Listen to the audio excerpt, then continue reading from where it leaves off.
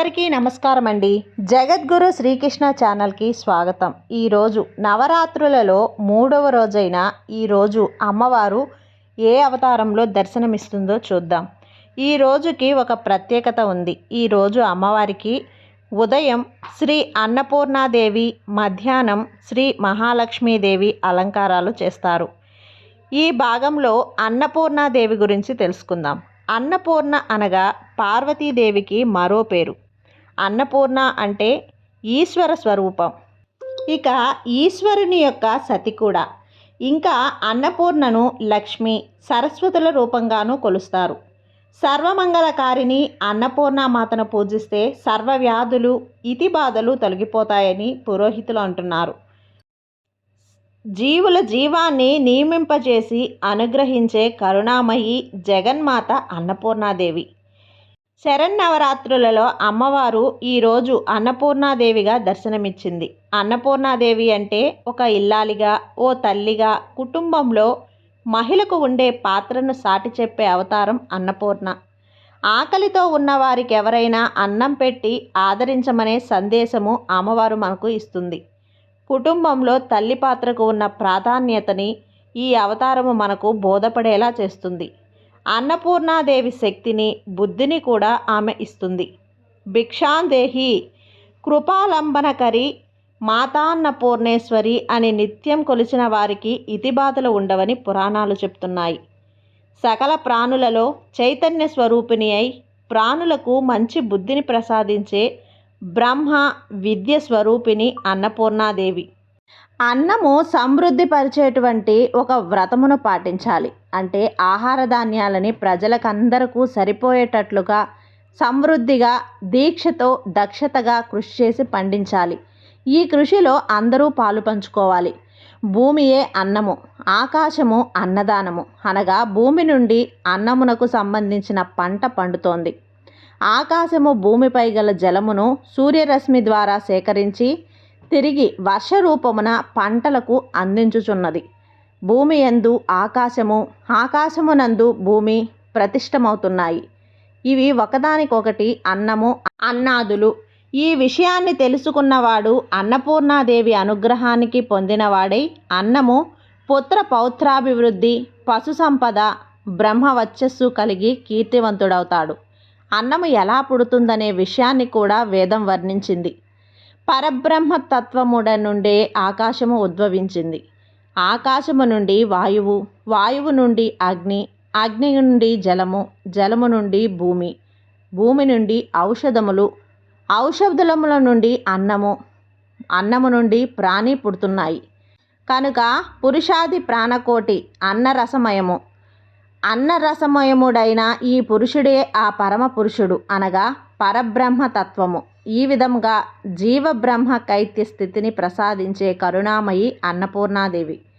దీనులకు అన్నదానము, ఉదకము దానం చేయుట ధర్మము. దాన్ని ఆచరిస్తే శ్రేయస్సు, ఆరోగ్యము, సర్వశుభములు కలుగుతాయి. అన్న ఉదక దానములకు మించిన దానము లేదని, అదే అన్నపూర్ణాదేవి ఆరాధన అని పేర్కొన్నది మహాభారతం. ఇది ప్రకృతి స్వరూపం కూడా. ఋతువులు శక్తి స్వరూపమే ప్రకృతి. అన్నాన్నిచ్చే, శారీరకంగా పుష్టివంతులుగా చేసేది సద్బుద్ధి భిక్ష. మూల ప్రకృతి శక్తి అన్నపూర్ణాదేవి. భిక్షాందేహి కృపావలంబనకరి మాతాన్నపూర్ణేశ్వరి అని ఆదిశంకరులు ప్రార్థించిన అన్నపూర్ణాష్టకం తప్పనిసరిగా పారాయణం చేయాలి. అన్నం పరబ్రహ్మ స్వరూపం. సకల ప్రాణకోటికి జీవనాధారం అన్నం. అన్నపూర్ణ రూపంలో అమ్మ రసపాత్రను ధరించి దర్శనమిస్తుంది. ఆది భిక్షువైన మహాశివునికి భిక్షం పెట్టిన తల్లి అన్నపూర్ణ. ప్రపంచ సృష్టి పోషకురాలు అమ్మ అనే అంతర్ధానం ఈ అవతారంలో కనిపిస్తుంది. అమ్మ ధరించిన రసపాత్ర అక్షయ శుభాలను అందిస్తుంది. అన్నపూర్ణను ధ్యానిస్తే మేధాశక్తి వృద్ధి చెందుతుంది. మధుర భాషణం, సమయస్ఫూర్తి, వాక్శుద్ధి, వాక్సిద్ధి, భక్తి శ్రద్ధలు, ఐశ్వర్యం కలుగుతాయి. భక్తుని సకల సంపూర్ణునిగా అనుగ్రహిస్తుంది ఈ తల్లి. బుద్ధి జ్ఞానాలను ఈ తల్లి వరంగా ఇస్తుంది. పరిపూర్ణ భక్తితో తమను కొలిచిన భక్తుల పోషణాభారం ఈమె వహిస్తుందని హర్షవాక్యం. ఈ రోజున అమ్మవారిని అన్నపూర్ణగా అలంకరించి తెల్లని పుష్పాలతో పూజ చేయాలి. అమ్మవారికి దద్దోజనము, కట్టెల పొంగలి నివేదనం చేయాలి. అన్నపూర్ణ అష్టోత్తరం స్తోత్రాలు పారాయణం చేయాలి.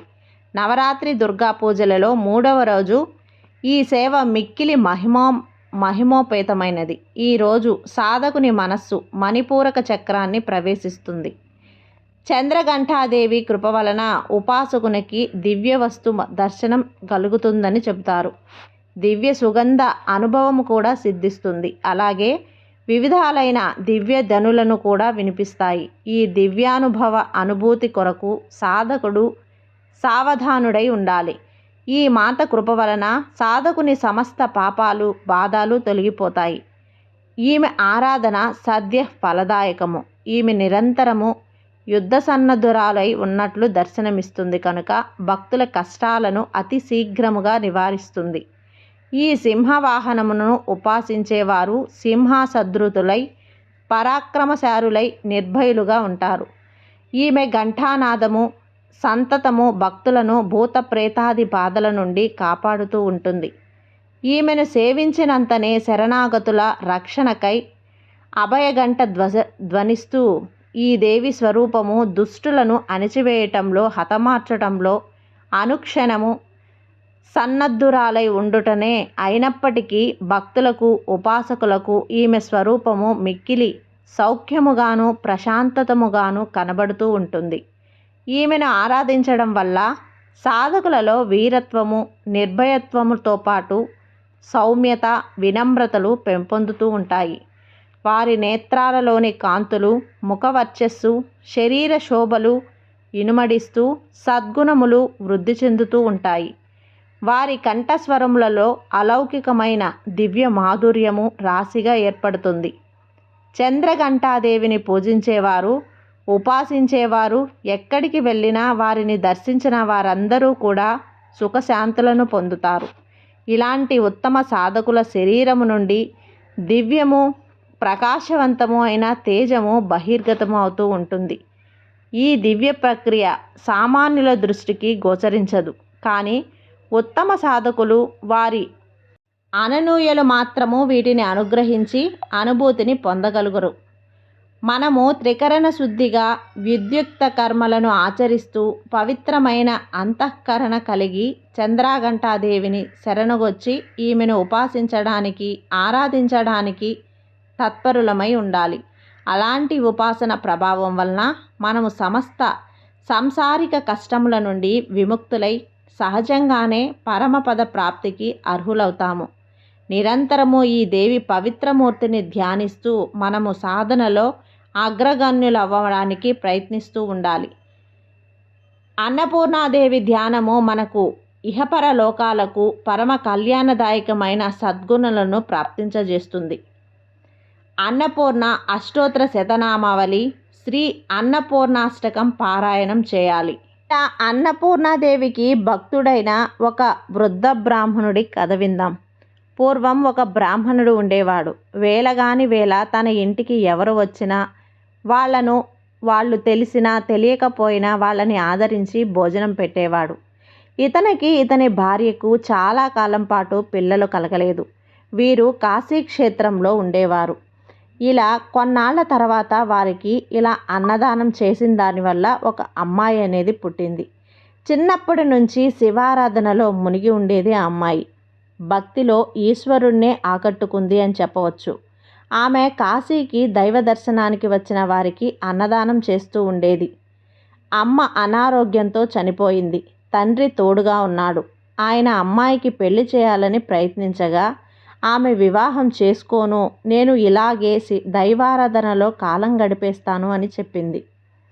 ఆమె కాశీలో ఒక నీటి తొట్టెను కట్టించింది. దాహంతో ఉన్న ప్రతి ఒక్కరూ అక్కడికి వచ్చి దాహం తీర్చుకుంటారని ఆమె అడిగిన వారికి దానం చేయటం తెలుసుకున్న అందరూ కూడా ఆమెను వచ్చి అడుగుతూ ఉండేవారు. కాదనలేక అందరికీ ఇస్తూ అప్పుల పాలైపోయింది. అప్పటి వరకు ఆమెను పొగిడిన వారందరూ కూడా ఆమెను నిష్ఠూరంగా మాట్లాడటం మొదలుపెట్టారు. మా డబ్బులు మాకు ఇవ్వండి అంటూ గొడవ పెట్టారు. ఆమెకు ఏం చేయాలో అర్థం కాక ఒక డబ్బున్న వ్యక్తి దగ్గర తన అప్పు తీర్చమని అడిగింది. అప్పు మొత్తం 5 లక్షలు అని చెప్పింది. అతడు తాకట్టుగా నీ దగ్గర ఏముంది అని అడిగాడు. అందుకు ఆమె, నా దగ్గర ఏమీ లేదు, నేను చేసిన దానాలతో సంపాదించిన పుణ్యం తప్ప నా దగ్గర ఇంకేమీ లేదు అన్నది. నీ పుణ్యం నేనెలా తీసుకోగలను, నాకు ఎలా వస్తుంది అంటే, ఇదిగో ఇక్కడ నేను కట్టించిన నీటి తొట్టె ఉంది, అక్కడ వచ్చి దాహం తీర్చుకుంటే నాకు పుణ్యం వచ్చి చేరింది.